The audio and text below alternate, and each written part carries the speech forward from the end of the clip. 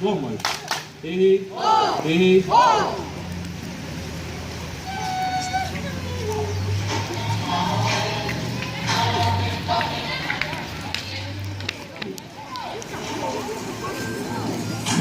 So the song I'm going to be doing is not only about the album. So we're going to ask the seniors if you guys can stand up and join the song and dance with us a